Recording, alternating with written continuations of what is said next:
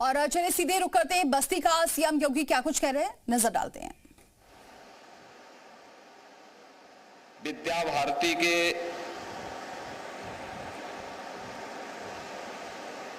पूर्वी क्षेत्र के संगठन मंत्री माननीय श्री हेमचंद जी, राष्ट्रीय स्वयंसेवक संघ के गोरक्ष प्रांत के माननीय प्रचारक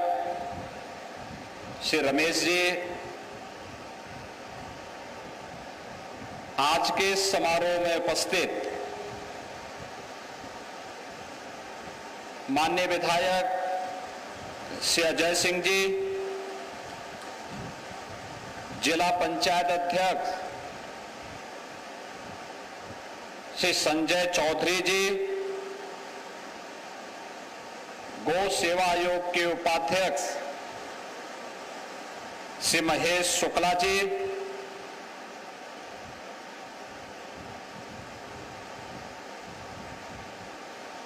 क्षेत्रीय मंत्री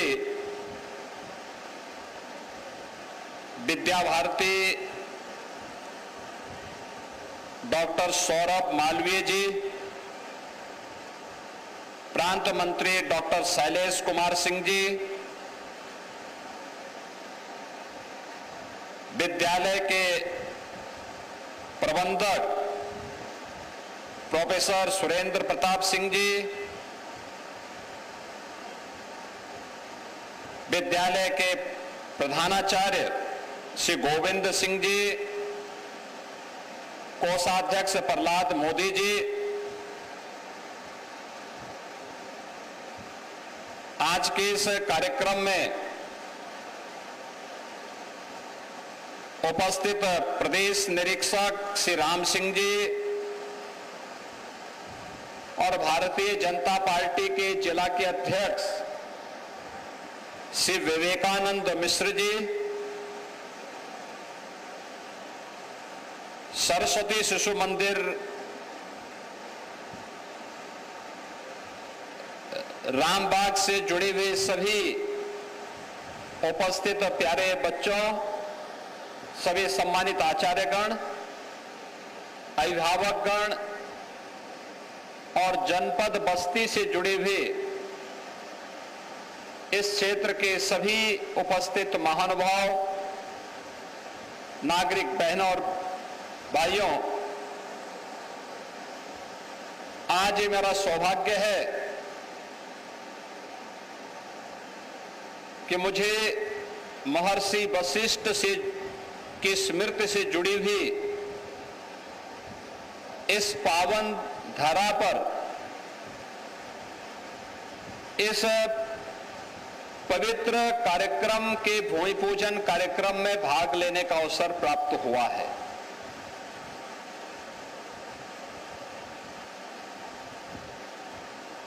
सरस्वती शिशु मंदिर के एक बड़े प्रकल्प को अखिल भारतीय शिक्षा संस्थान विद्या भारती के तत्वाधान में एक नए रूप में प्रस्तुत करने का प्रयास हुआ है। मैं सबसे पहले विद्या भारती परिवार को और सरस्वती शिशु मंदिर रामबाग से जुड़े हुए सभी पदाधिकारियों को, वहां के प्रधानाचार्य जी को, सभी आचार्यों को हृदय से इस कार्य के लिए बधाई देते हुए बस्ती वासियों को इस कार्य के लिए अपनी शुभकामनाएं देता हूं।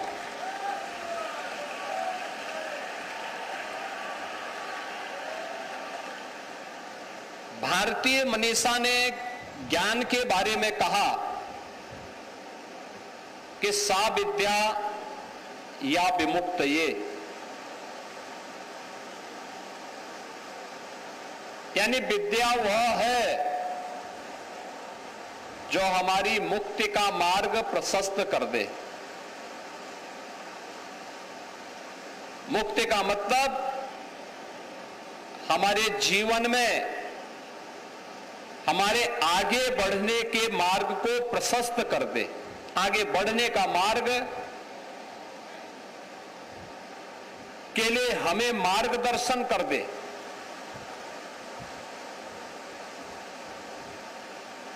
यह देश 1947 में स्वतंत्र होता है, लेकिन 1947 में स्वतंत्र होने के बाद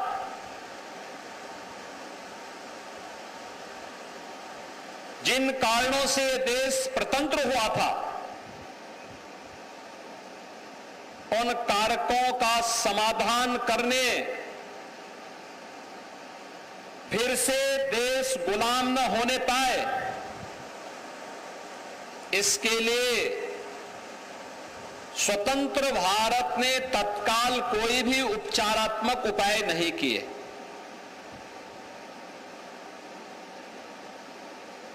और इन्हीं विसंगतियों को दूर करने के लिए तत्कालीन राष्ट्रीय स्वयंसेवक संघ के प्रचारक के रूप में सरदेव नानाजी देशमुख के नेतृत्व में इसी गोरक्ष प्रांत के गोरखपुर में सरस्वती शिशु मंदिर की पहली शाखा स्थापित की गई थी। आप याद करिए, ये गोरक्ष प्रांत इस दृष्टि से सौभाग्यशाली है कि उसे विद्या भारती अखिल भारतीय शिक्षण संस्थान के मातृभूमि होने का सौभाग्य प्राप्त है, क्योंकि आज देश के अंदर विद्या भारती के अंतर्गत संचालित हजारों शिक्षण प्रशिक्षण संस्थाएं राष्ट्र निर्माण के जिस अभियान के साथ जुड़ी हुई हैं, उसके ताकत को देश भी और दुनिया भी समझती है। और इसलिए आज का ये कार्यक्रम अत्यंत महत्वपूर्ण है कि बस्ती के अंदर भी एक नया शानदार कैंपस सरस्वती शिशु मंदिर का फिर से तैयार होने वाला है, और जिसके भूमि पूजन कार्यक्रम के साथ आज हम सब यहां पर जुड़ रहे हैं।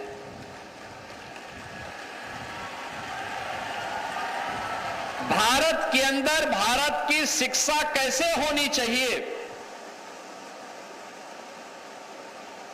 यह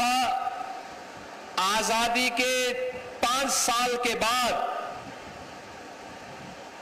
जब तत्कालीन सरकारें इस दिशा में प्रयास नहीं कर पाई, तो इस प्रयास को आगे बढ़ाया था सरदेव नानाजी ने, और वह भी गोरखपुर से। उसके पीछे का ध्येय यही था कि भारत और भारतीयता से ओतप्रोत भारत की परंपरा, भारत की संस्कृति, भारत के प्रति मातृभाव से ओतप्रोत ऐसे शिक्षण संस्थान की स्थापना आवश्यक है जो भारत को भारत के अनुरूप फिर से विश्व गुरु के रूप में स्थापित करने में अपना योगदान दे सकें। और इसके लिए इसकी शुरुआत होती है हमारे शिक्षण संस्थानों में ही, शिक्षा के मंदिरों में ही। शिक्षण संस्थान केवल अक्षर ज्ञान के माध्यम नहीं है, वह एक बालक के सर्वांगीण विकास की आधारशिला है। और अगर शिक्षा संस्कार युक्त नहीं है, शिक्षा मूल्यों और आदर्शों पर आधारित नहीं है, शिक्षा अपनी मातृभूमि के प्रति, अपने महापुरुषों के प्रति अपनी राष्ट्रीयता के प्रति समर्पण का भाव पैदा नहीं कर पा रही है, तो वह शिक्षा नहीं, वह कुशिक्षा है, एक भटकाव है। और उस समस्या का समाधान आजादी के तत्काल बाद किसी ने प्रारंभ किया था,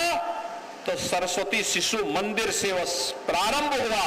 और आज 12,000 से अधिक शिक्षण प्रशिक्षण संस्थाएं देश भर में फैल करके अपने इस अभियान को निरंतर एक नई गति प्रदान कर रहे हैं। यह एक चुनौती थी, सरकार विपरीत,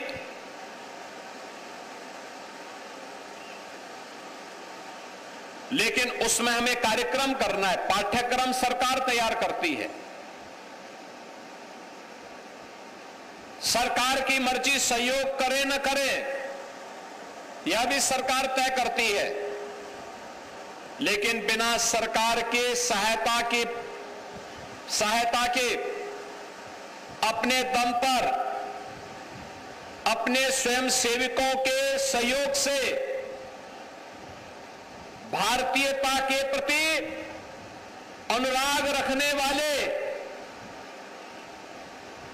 उन भारत के नागरिकों के माध्यम से सरस्वती शिशु मंदिर ने इस कार्यक्रम को आगे बढ़ाया। जब पक्की बाग में गोरखपुर में पहला सरस्वती शिशु मंदिर स्थापित हुआ था, तो उसमें छात्रों की संख्या थी मात्र 5 से प्रारंभ होता है, और आज 12,000 से अधिक तो केवल सरस्वती शिशु मंदिर के अपने स्वयं के विद्यालय ही हैं। इतने बड़े पैमाने पर पूरे अखिल भारतीय स्तर पर, उत्तर से दक्षिण तक, पूरब से पश्चिम तक, ये वे संस्थान हैं जो पूरी प्रतिबद्धता के साथ, कौन सरकार रहे कौन न रहे, पाठ्यक्रम सरकारें क्या दे रही है इसकी परवाह किए बगैर बच्चों के अंदर भारत और भारतीयता के प्रति एक नागरिक के रूप में उन कर्तव्यों का बोध कराने के लिए, भारत को सुयोग्य नागरिक बनाने के लिए अपने इस राष्ट्रीय दायित्व का ईमानदारी पूर्वक निर्वहन कर पा रहा है। और यही कारण है कि सरस्वती शिशु मंदिर से निकले हुए छात्र आज जीवन के प्रत्येक क्षेत्र में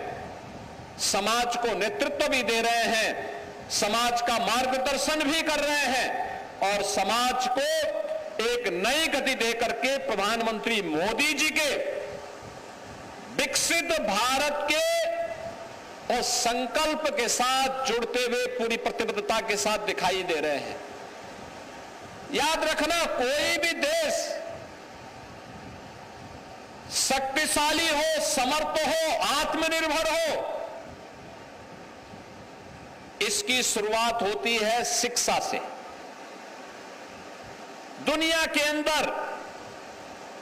जब समृद्धि की चर्चा होती है और उनके द्वारा जो पैरामीटर तय होते हैं, उस पैरामीटर में सबसे पहला पैरामीटर आता है शिक्षा। शिक्षा कैसे होनी चाहिए, शिक्षा के पीछे का उद्देश्य क्या होना चाहिए। शिक्षा के बाद फिर स्वास्थ्य को प्राथमिकता दी जाती है, स्वास्थ्य के बाद कृषि और जल संसाधन को प्राथमिकता दी जाती है, इसके उपरांत कौशल विकास और रोजगार को, एम्प्लॉयमेंट को उसके बाद इसके साथ जोड़ा जाता है, और फिर पर्यावरण को ध्यान में रख करके किस प्रकार का विकास हो जो पर्यावरण के अनुकूल हो। ये सभी पैरामीटर तय करने के बाद ही ये तय होता है कि अगर ये पैरामीटर आप तय कर रहे हैं तो समग्र विकास के इन लक्ष्यों को प्राप्त करने में सफल हो पाएंगे। और समग्रता के उस लक्ष्य को प्राप्त करने की मंशा के साथ जब कोई अभियान आगे बढ़ता है तो वह न केवल उस देश के हित में बल्कि मानवता के कल्याण का मार्ग वहीं से प्रशस्त भी होता है, वहीं से प्रशस्त होता है। ये केवल एक विद्यालय के भूमि पूजन और शिलान्यास का कार्यक्रम नहीं है, यह भारत के सुयोग्य नागरिकों को गढ़ने का और उन्हें आगे तलाशने के साथ साथ उसे तराशने का भी एक महत्वपूर्ण मंच आज पुनः यहां पर शुरुआत करने जा रहा है विद्या भारती अखिल भारतीय शिक्षण संस्थान, जिसके माध्यम से बड़े पैमाने पर भारत को सुयोग्य नागरिक तैयार करने का एक नया केंद्र विकसित हो रहा है। बहनों और भाइयों, आप याद करिए, भारत की आजादी के अमृत महोत्सव वर्ष पर प्रधानमंत्री मोदी जी ने देशवासियों से आगामी 25 वर्ष की एक कार्य योजना तैयार करने के लिए कहा। आगामी 25 वर्ष की कार्य योजना क्या? याद रखना, जब हम बिना किसी प्लानिंग के कोई कार्य करते हैं तो हम लोग चूक जाते हैं। कोई भी व्यवस्था होती है, कोई भी प्रबंधन होता है, कोई भी सरकार होती है, कोई भी कारपोरेट घराना होता है, वह सबसे पहले वर्ष भर की अपनी प्लानिंग करता है। वर्ष भर की प्लानिंग के बाद फिर आगामी कार्यक्रमों की कार्य योजना तैयार करता है। लघु अवधि के क्या होंगे, मध्यम अवधि के क्या होंगे, दीर्घ अवधि के क्या होंगे। ये प्लानिंग इसलिए, इस प्लानिंग के माध्यम से हम आगे के उन लक्ष्यों को प्राप्त कर सके जिन्हें प्राप्त करके हम स्वयं तो सशक्त होंगे ही, बल्कि आने वाली पीढ़ी को या अपने प्रतिष्ठान को, अपने संस्थान को समर्थ भी बना पाएंगे।